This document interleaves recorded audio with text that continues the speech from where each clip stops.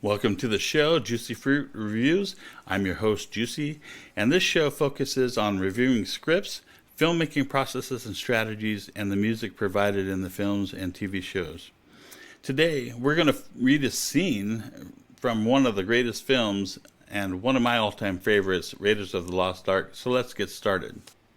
The scene we're targeting is where Indy and Marcus meet with Army intelligence looking for Professor Ravenwood and the Nazis' interest in him. They mention the staff or rod, a medallion, or the headpiece. In reviewing the script prior to the show, I see this wasn't the final production version, which is version 5. This is version 3, which was written in August of '87 by Larry Kasdan, who was hired by George Lucas. And then later on, Steven Spielberg was brought in as the director once the original writer and director had to step off the project and go on to another project. And both Lucas and Spielberg got together with Harrison Ford, and Harrison Ford really wanted to go through the script line by line and kind of, flesh out the script as far as the Indiana Jones character was concerned. So anyways, it made the script actually great, and the movie was awesome. Anyway, we're going to listen to the audio portion of the scene and review how the script differs drastically from the film, and see how far off that is. So that's the goal of today, is to see, as a screenwriter, what a screenwriter would write, and then what the script actually ends up being in the film. So here we go. So if you look, I have color coding for each of the characters and a map of the scenes, and I labeled each one in alphanumerical order, and we'll start off. And then I put in places where you had to go to a different scene in a different part of the script, and it made it easier for me to help you follow along in the script as the audio is playing. For people to see you. Look, I got these pieces. They're good pieces, Marcus. Well, Indiana. Yes, the museum will buy them as usual, no questions asked. Yes, they are nice. They're worth at least the price of a ticket to America. The people I brought were important, and I'm waiting. What people? For Army intelligence. I knew you were coming before I did. See to know everything. You wouldn't tell me what they want. And what do I want to see them for? What am I, in trouble? Dr. Jones, you've heard a great deal, have you? Professor of archaeology, expert. See, all this isn't in the script. I was one to say it. Obtainer of rare antiquities. One way of saying it. Why don't you sit down? You'd be more comfortable. Thank you. Yes, you're a man of many talents. Now, you studied under Professor Ravenwood at the University of Chicago. Yes, I did. You have no idea of his present whereabouts? Just rumors, really. Somewhere in Asia, I think. I hadn't really spoken to him for 10 years. We were friends, but had a bit of a falling out, I'm afraid. Dr. Jones, now, you must understand that this is all strictly confidential. I understand. Yesterday afternoon, our European sections intercepted a German communique that was sent from Cairo to Berlin. Now, You see, over the last 2 years, the Nazis have had teams of archaeologists running around the world looking for all kinds of religious artifacts. Hitler's a nut on the subject. He's crazy. He's obsessed with the occult. And right now, apparently, there's some kind of German archaeological dig going on in the desert outside of Cairo. We've got some information here, but we can't make anything out of it, and maybe you can. Tanis development proceeding. Choir headpiece. Staff of Robb. Abner Ravenwood, U.S.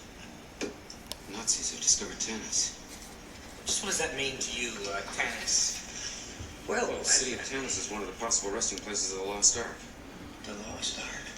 Yeah, the Ark of the Covenant, the chest the Hebrews used to carry around the Ten Commandments. What do you mean, Commandments? You're talking about the Ten Commandments? Yes, the actual Ten Commandments, the original stone tablets that Moses brought down out of Mount Horeb and smashed, if you believe in that sort of thing. You guys ever go to Sunday school? Well, Oh, look. The Hebrews took the broken pieces and put them in the ark. And when they settled in Canaan, they put the ark in a place called the Temple of Solomon in Jerusalem, where it stayed for many years, until all of a sudden, whoosh, it's gone. Where? Well, nobody knows where or when. However, an Egyptian pharaoh, Shishak. yes, invaded the city of Jerusalem around about 980 BC, and he may have taken the ark back to the city of Tanis and hidden it in a secret chamber called the Well of Souls. Secret chamber. However, about a year after the pharaoh had returned to Egypt, the city of Tanis was consumed by the desert in a sandstorm which lasted a whole year, wiped clean by the Lord. Okay, we're going to go to 10 here. Obviously, we've come to the right man. Now, you seem to know all about this Tanis. No, not really. Ravenwood is the real expert. Abner did the first serious work on Tanis, collected some of its relics. It was his obsession, really. But he never found the city. Frankly, we're somewhat suspicious of Mr. Ravenwood, American being mentioned so prominently in a secret Nazi cable. Oh, rubbish. Ravenwood's no Nazi. Well, what did the Nazis want him for, then? Obviously, the Nazis are looking for the headpiece to the staff of Robb, and they think Abner's got I'm it. jumping to What 16. exactly is a headpiece to the staff of Robb? Well, the staff is just a Jump to stick 19. about this big. Nobody really knows for sure how high. It's a cap, an elaborate headpiece in the shape of the sun, with a crystal in the center. And what you did was you take the staff to a special room in Tanis, a map room with a miniature of the city all laid out on the floor. And if you put the staff in a certain place at a certain time of day, the sun shone through here and made a beam that came down on the floor here and gave you the exact location of the Well of the Souls. Where the Ark of the Covenant was kept, right? That's exactly what the Nazis are looking for. Now, what does this ark look like? There's a picture of it right here. And this whole action block That's it. is what we're seeing, what we would be seeing on video if we were seeing it, watching it. God. Yes, that's just what the Hebrews thought. Now, what's that supposed to be coming out of there? Lightning. Fire. Power of God or something. Beginning to understand Hitler's interest in this. Oh, yes. The Bible speaks of the ark leveling mountains and laying waste to entire regions. An army which carries the ark before it is invincible. All right. What a great scene. So that scene actually compels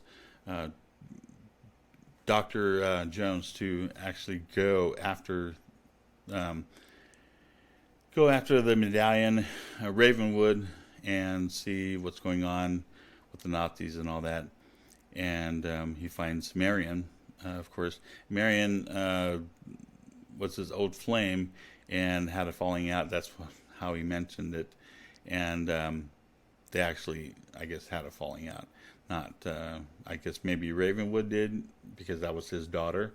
So, yeah, so that's mentioned also.